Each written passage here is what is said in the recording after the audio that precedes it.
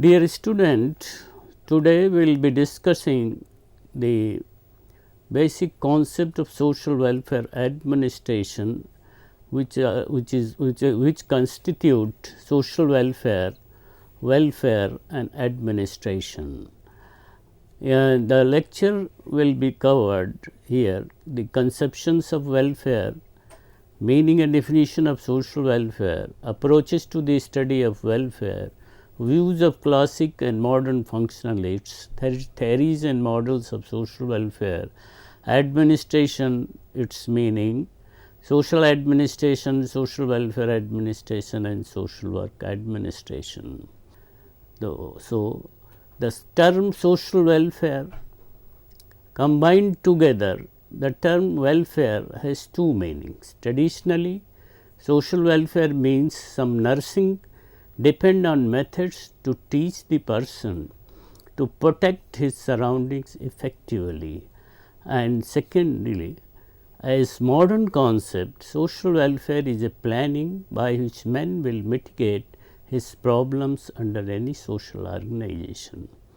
Thus, if we go for the meaning of social welfare, which contains two words, social and welfare, the term social is being used in several senses. That is, social means the ultimate, the total, the societal.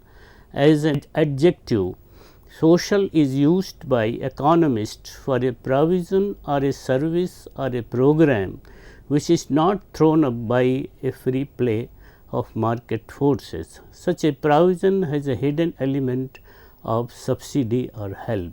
In a sociological sense, the term social refers to relationships between man and man a group, and between groups of men and all that is associated with these. Thus, social is mainly concerned with relationship among people, and what is relational is social.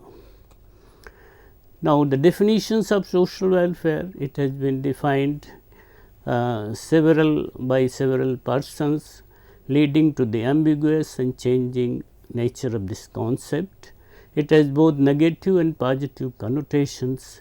It expresses a changing view of changing institution, and these definitions has been given by several writers, that is the Freiblander, one of the legend in the social welfare, who has written that social welfare is the organized system of social services and institutions which are designed to aid individuals and groups to attain satisfying standards of life and health, and personal and social relationships which permit them to develop their full capacities and to promote their well-being in harmony with the needs of their families and communities.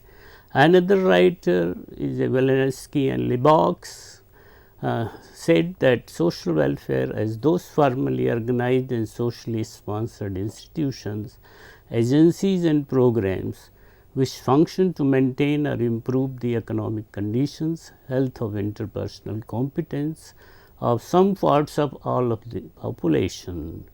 And the writer Wickenden Elizabeth, social welfare including those laws, programs, benefits and services which assure or strengthen provisions for meeting social needs recognized as basic to the well-being of the population and the better functioning of the social order. And Encyclopedia of Social Work in the year 1971, it has given social welfare generally denotes the full range of organized activities of voluntary and governmental agencies that seek to prevent, alleviate or contribute to the solution of recognized social problems or to improve the well-being of individuals, groups or communities. Such activities use a variety of professional personnel such as physicians, nurses, lawyers, educators, engineers, ministers, social workers and paraprofessional counterparts of each. In 1977, Encyclopedia of Social Work again defines social welfare as an organized effort to ensure a basic standard of decency in relation to the physical and mental well-being of the citizenry, which includes considerably more than assuring the necessities to support life.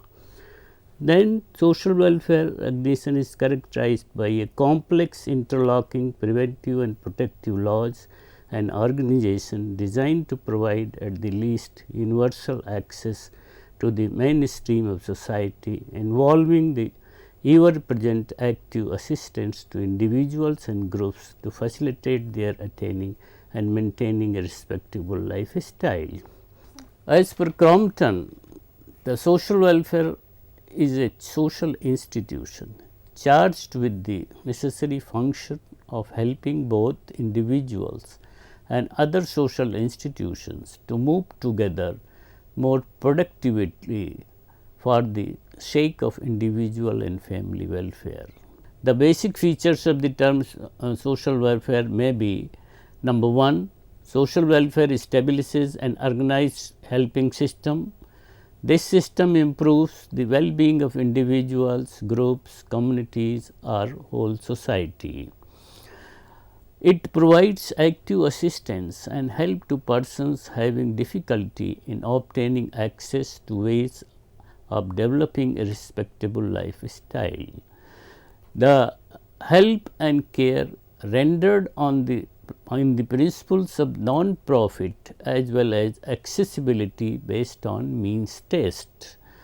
Here the principles of the normalization is fundamental to social welfare system, which refers that regardless of the physical, psychological or social handicap, a person should be enabled to live, work and develop in a normal environment.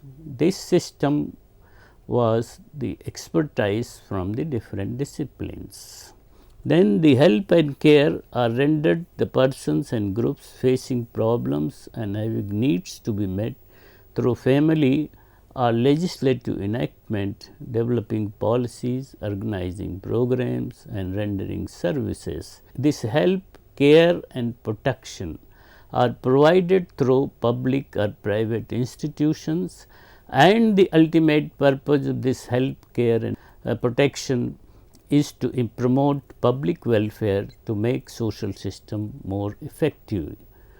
Then as an institution, social welfare encompasses policies and laws. These policies and laws are operational by organized activities of voluntary and obligor governmental public agencies.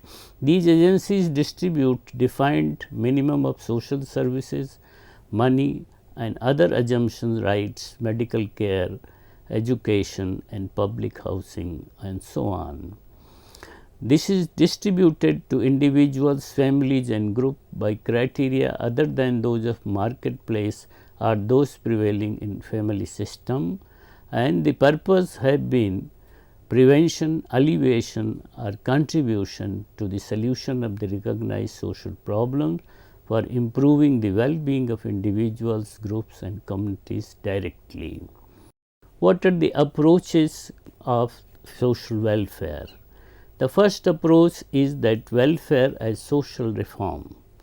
This approach is represented by the work of scholar reformers like Titmuss, Townsend and Donison, whose work was influenced by the writings of Booth, Rowntree, Webb, Beveridge and others.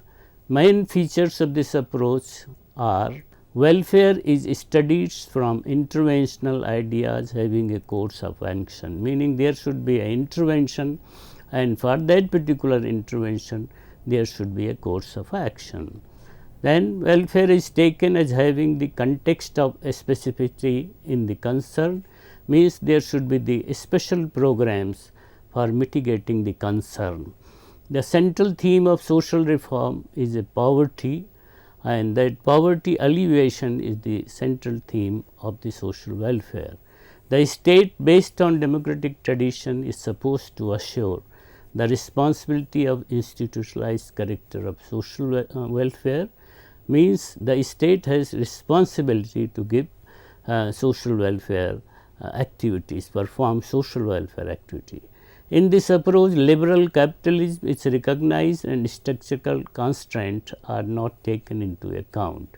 Here, the information regarding relevant maladies is sought, and policy options within a given resource constraint are discussed and debated for effectively dealing with them. Development in the field of welfare takes place on two counts, that is economic development of society and realization and acceptance of a moral responsibility on the part of a state regarding maintenance of minimum standards of welfare.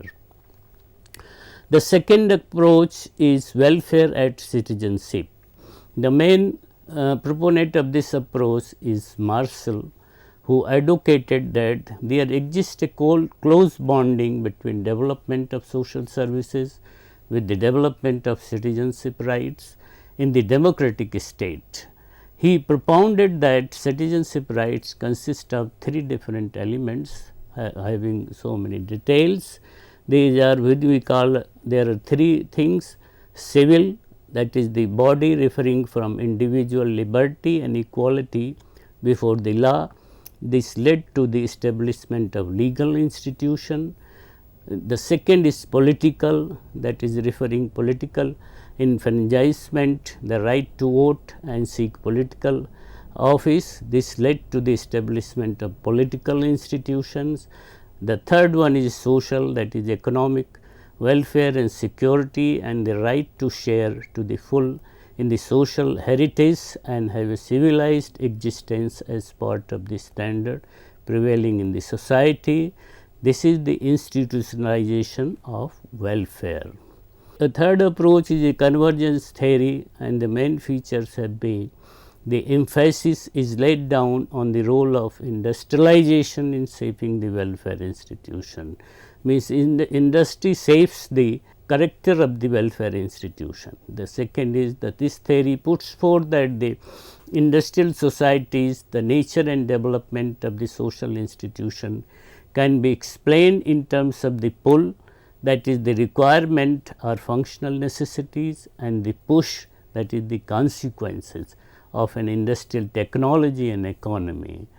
As per a writer Carr, each industrialization elite influenced the welfare institution its own way. For example, the middle class is affected for maximization of state intervention, that is development of the residual system of welfare. Dynastic and traditional groups behave as a paternalistic approach, and that is the institutionalization of pattern of welfare. And the communists, that is the role of state here enhances lowly role of the family, market, individuals in the provision of welfare provisions. The functionalist view of welfare, that is the functionalist view sees society as a system, a set of interrelated patterns constituting the parts of an integrated whole, and the analysis of these patterns, social institution in terms of contribution made by them towards working of the whole, that is function. In this way, functionalists remain concerned with for the survival of society, a specification of function to be performed, and looking and seeing the functional division of the labor among the society institutions, and examination of the interrelationship between various institutional patterns for the purpose of knowing of good fit or harmony. Then there are two types of functionalist. Number one is classical functionalist and another one is modern functionalist. The classical functionalist say that the analysis of society on the basis of part-whole analogy as well as the functional notion, that is system analysis, is quite old in sociological thought, but the writings of Durkheim have made their influences on founder of functionalism, though their theoretical presentation are not directly related to the analysis of welfare, but some interpretations may be made in this regard. Number one, there has been increase in the scale and complexity in the modern social structure, requiring coordination and regulation on large scale. Consequently, state emerges as a central organ of society having multitude of functions. As per Durkheim, there exists social regulation in constraining the individual in the interest of his own and the common good, and addressing of the problem of social justice is must for attaining solidarity in modern societies. Now, the views of modern functionalists. The leading proponent of modern functionalists have been Parson, Merton and Smeltzer. According to Parson, survival of any system or society depends upon four functional requirements which he labeled as basic elements, that is subsystems of society. These are adaptation, referring to economic tasks, goal attainment is for political tasks, integration is concerned with maintenance of harmony and solidarity, pattern maintenance is related to the continuation of basic value patterns. As per the view of functionalists, welfare is primarily belonging to the third, that is integration, which is labeled as process making a social system more cohesive and harmonious. Thus, integration is of the two types. System integration, referring to the integration of institutions mainly concerned with the instrumental aspects of collectivity, that is efficiency. Social integration is concerned with the integration of social groups involving reduction if conflict between social groups, workers and management, minority or majority groups and so on. It enhances morale, commitment and loyalty towards a collectivity on its member. Thus, it is concerned with expressive aspects, that is with morale and cohesiveness. In this way, functionalists suggest that maintenance order is a good deal of welfare activity, society or other collectivity in which members have a sense of belonging to it, community feeling, has a sense of solidarity, meaning thereby that existence of institutions and practices having an expression of altruism, a concern for member is a normal affair.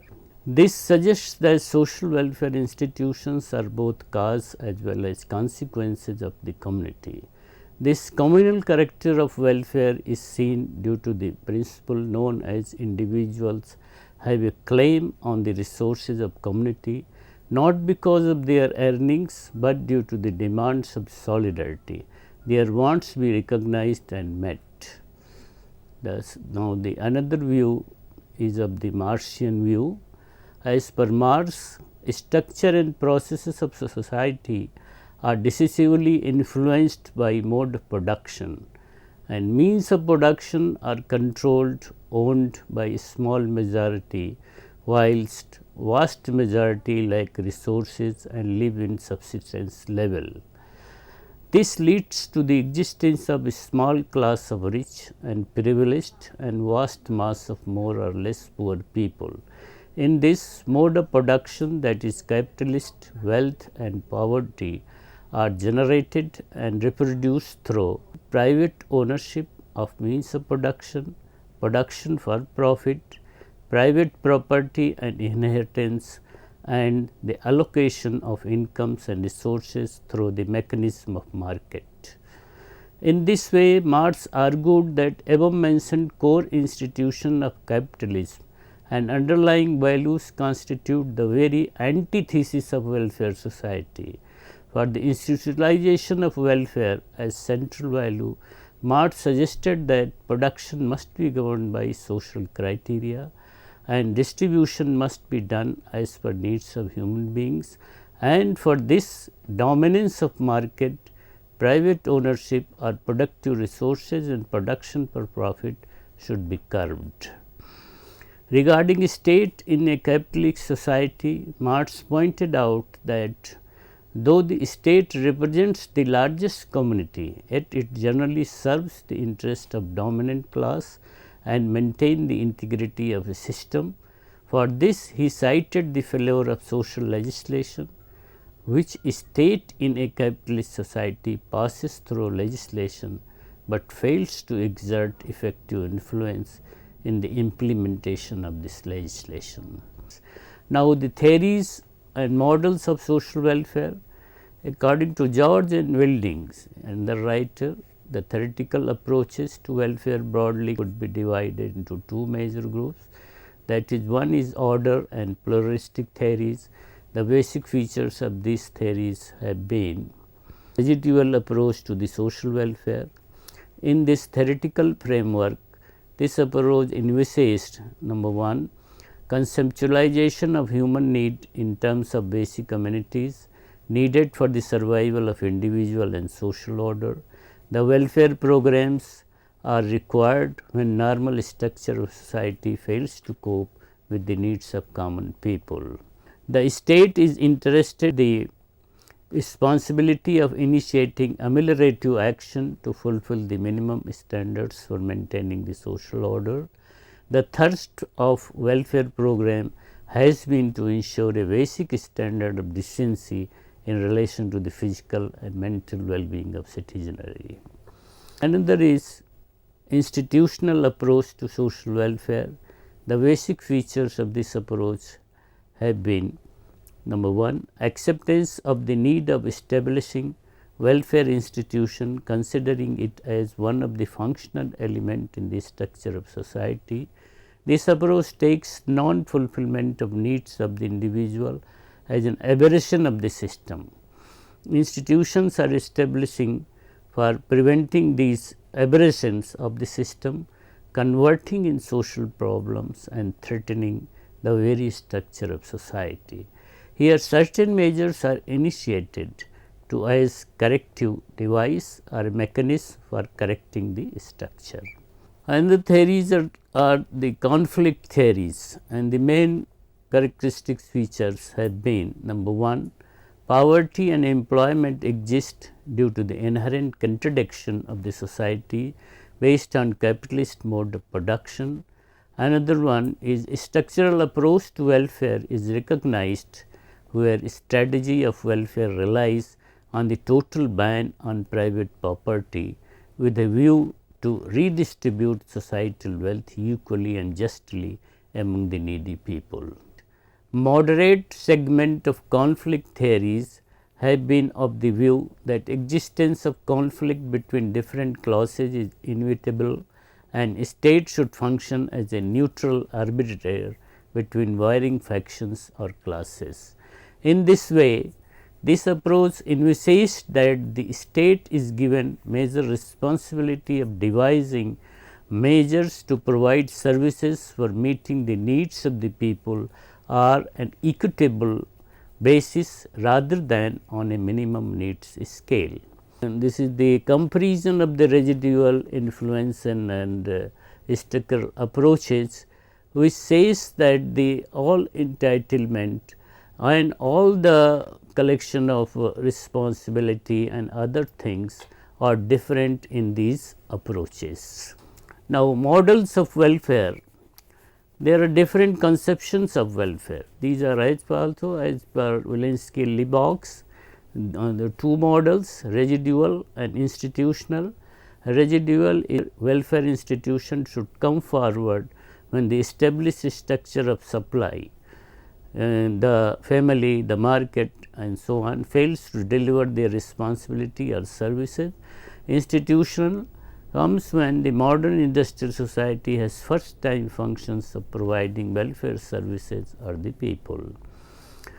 The Titmus has given three models. Number 1 is residuals, that is socially given channels, family, market fails to satisfy the needs of individual. The second is industrial achievement performance model. This model envisages a vital and important role of social welfare institution at engines of this economy. It sets a standard that on the basis of merit, work performance and productivity, social needs should be met. And the third is institutional redistributive model. This model envisages social welfare as important integrated institution of society. This institution makes services available to individuals, that is outside the market, on the principle of need, based on thinking of multiple effects, that is the residual welfare model, and partly on the principle of social equality. Now, this is all, that is all for social welfare, its conception, its meaning, its theories, its models, and so on. Now, what do we mean by administration? The English word administer is derived from the Latin word, that is ad and ministrate. This means to minister to serve, or to manage. The dictionary meaning of administration is the management of affairs. Thus, the meaning of administer, to manage, or to direct, or to serve. And there are two views regarding administration. One is integral view, that is all activities, that is physical, mental, clerical, managerial, for attaining the purpose comprise administration. In this sense, administration means the activities of the groups cooperating to accomplish common goal. The another view is the managerial view. According to this view, administration is concerned only with the management, direction, supervision, and control of human beings who are cooperating to achieve a purpose. In this way, administration means the following. Administration is conceived as the necessary activities of individuals in an organization. These persons are charged with ordering, forwarding, and facilitating the associated efforts of a group of individuals. These individuals brought together to realize certain defined purpose. Thus, administration is viewed as doing of work or getting the work done by others.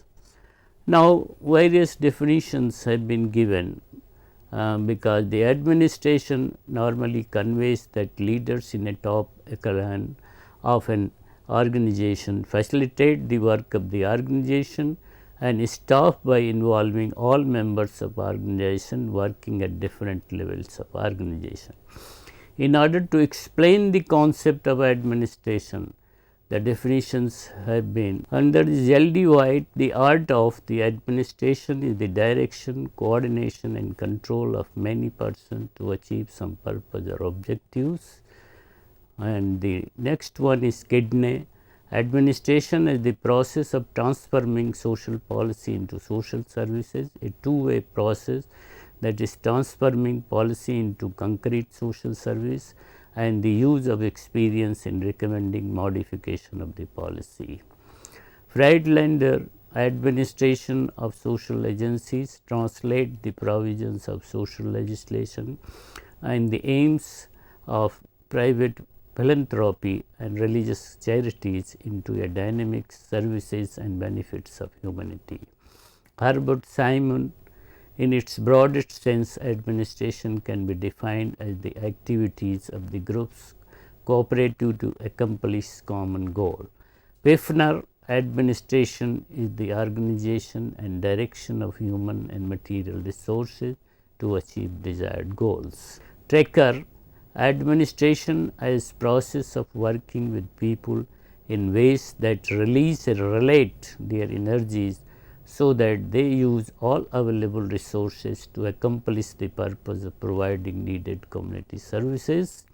Story has given that administration refers to a systematic intervention process consisting of interdependent tasks and functions and associated activities employed by management personnel to facilitate the achievement of selected organization goal and objectives.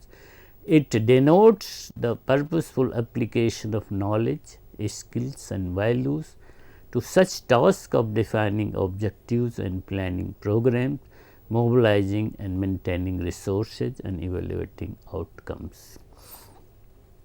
Thus, if we review these definition, we find some important elements of administration. That is, number one, administration is a dynamic process having continuity. The process formulates and implements policies related to the collective endeavors. The collective endeavor is directed toward accomplishment of the common goal, and the process goes on for meeting common purpose or goal. This process organizes and mobilizes resources for the purpose of fulfilling the common purpose or goal. Harnessing of the resources or people and material is done through coordination and cooperation. Organization is the setting of administration. Through his administration, our social workers should work. Planning, organizing, leadership, decision making, authority and communication are essential ingredients of administrative process. Thus, to conclude, it can be maintained that administration is a process through which common goals or purposes met by formulating and implementing social policies, having an organization as setting in which coordinated activities are undertaken. In this way, after explaining the conception of social welfare and administration, now the meaning and definitions of three terms, that is the social administration, social welfare administration and social work administration will be explained. Firstly, social administration has been defined by R.M. Titmuss as social administration may be broadly be defined as the study of social services whose object to adapt Similes' phrase is the improvement of the conditions of life of individual in the setting of family and group relations. It is concerned with the historical development of these services, both statutory and voluntary, with the normal values implicit in social action, with the roles and functions of the services, with their economic aspects and with the part they play in meeting certain needs in the social process. On the other hand, then we are interested in the machinery of administration, which organizes and dispenses various forms of social assistance. On the other, in the level, the needs and mutual relations of those members of the community for whom the services are provided by reason of their belonging to that community. In this way, as per definitions, the social administration has got several characteristics and given by different organizations and writers. First is Seminar on Social Administration in Developing Countries 1964. It is not a distinct discipline, but a multidisciplinary field of study. Another one, field of study of social administration is essentially statutory welfare provision. Statutory welfare provision aims at meeting individuals' needs. There is thus a distinction drawn between personal social services and public services that benefit community at large in an indiscriminate manner. P.D. Kulkarni enumerated the special features of social administration. Number one, promotional in objective, directly responsive to the needs, problems and aspirations of the community, a working partner of citizens' organization, flexible enough to accommodate innovation in the structure of administrative policy, public and private, liberal and progressive enough to permit experimentation in the functions, methods and procedures of administration. And it is manned with specialists in different branches of social development and welfare who have to acquire full and proper orientation of administration of job, that is reverse of the generalist administration who has to acquire a specialization of job. In closer liaison with the research and evaluation so as to be able to formulate and review policies and program in the light of changing socio-economic condition and socio-psychological references of the community. Thus, social administration is the widest term having so many characteristics, that is, it makes available various services, that is community services, social security services and social welfare services. It studies services regarding their historical development, more values implicit in these services, roles and functions of these services and meeting the needs of social process. It improves in the conditions of the life of individuals in family and groups by providing services, removing prevailing disabilities, creating opportunities for their well-being. Another one is machinery of administration for organizing and dispensing of social assistance for the purpose of improving overall lives and relations and meeting the needs of community members to whom services are being made available. Definitions of social welfare administration. The first one is of the Friedlander, who defines social welfare administration is the process of organizing and directing social agency. Patty Reno has given a definition that the more restrictive definition of social welfare administration conceives it as a method of practice. Viewed in this way, administration referred to a systematic interventive process consisting of interdependent tasks and functions and associated activities employed by management personnel to facilitate the achievement of selected organization goals and objectives.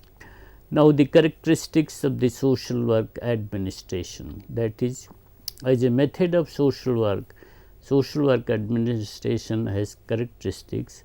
It is concerned with the administration of professional social worker.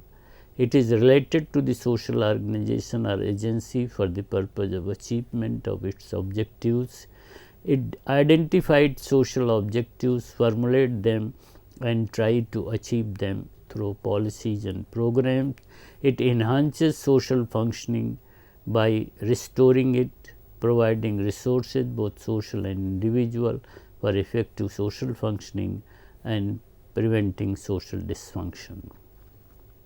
Every agency or organization has a definite structure in terms of general body, executive committee and highest body for decision making. It tries full, efficient and effective utilization of resources with the help and support of participation and involvement of community in which agency and social work are functioning. Administration of these agencies organization is generally based on democratic values, based on cooperation, collaboration and collective endeavor.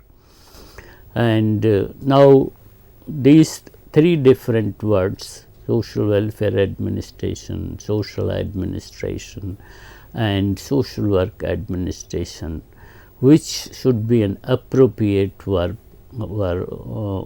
that is, in my opinion, it should be a social administration should be in usage, because the above mentioned three terms, namely social administration and social welfare administration and social work administration, have been used sometime interchangeably and sometimes differently depending upon the context, the background of the user and the purpose in view at the particular time. On the whole, social workers have been more inclined towards using the expressions social work administration and social welfare administration. Without trying to indulge in a hair splitting exercise, it may be stated that social administration appears to be the most comprehensive of all three and social work administration is narrowest. Acceptance of the term social administration on a universal basis seems to be the most appropriate course open.